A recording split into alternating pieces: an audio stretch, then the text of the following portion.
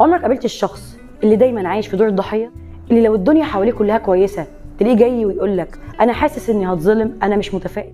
الشخص اللي لما تيجي تتكلم معاه لازم يوصل لك ان هو اكتر واحد بيتظلم في الكوكب. الشخص اللي دايما بيحاول يجذب الانتباه لو لقى الدنيا اللي حواليه كلها كويسه والناس مبسوطه. دايما لازم يعمل اي مشهد حزين عشان يقول للناس اللي حواليه قد ايه هو ملوش حظ، قد ايه هو محتاج حد جنبه.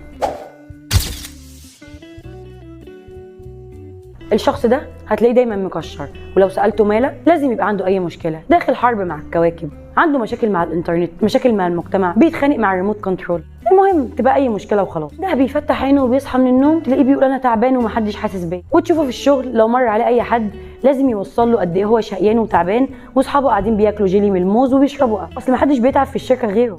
عارف حتى لو مفيش اي مشاكل وانت قاعد بتتكلم عن حاجه تخصك هتلاقيه دايما بيغير الموضوع ويخش في مشكله عنده، وقد ايه هو انسان طيب جدا، وطيبته دي هي اللي مأزماه وهي اللي مضيعه حياته وهي اللي مخليه الناس تستغله، وقد ايه هو انسان يعني عنده مشاكل كتيره قوي ومشاكل كبيره. المشكله ان الشخص ده حتى لو ماشي في الشارع ووقع ومحدش فكر يبص له او يساعده هيفضل قاعد شويه لحد ما حد ياخد باله منه عشان يجي يقوم، ولو قام هيفضل ماشي لحد ما يلاقي اي حد معدي او اي حد يعرفه عشان يشكي له همه ويقول له قد ايه الوقعه كانت صعبه وكانت شديده، وقد ايه هو اتاذى جدا، وقد ايه ان الناس بقت صعبه ومحدش بقى يساعد. فالشخص ده مش عايز يتحرك، مش عايز يحل مشكلته، هو مبسوط انه عايش دور الضحيه.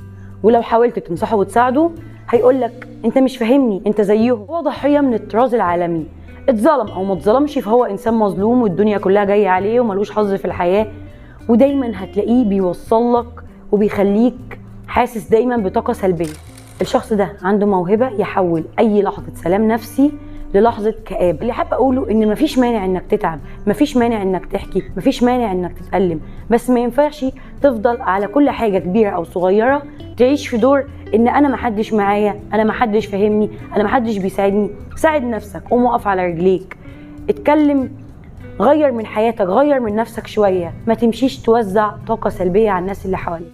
اصل عادي ان الانسان يتظلم، اصل عادي انك تمشي وتقابل مشاكل. وفي حد كان قال لي قبل كده ان احنا مش عايشين في المدينه الفاضله، بس انك تقعد جوه الحفره وتقول انا كده مرتاح اصل انا محتاج حد هو اللي يجي يطلعني، هي دي المشكله بجد. انت كده انت اللي فيك المشكله، انت مش ضحيه، انت اللي مخلي نفسك ضحيه. في الاخر كده انت بتستعبط.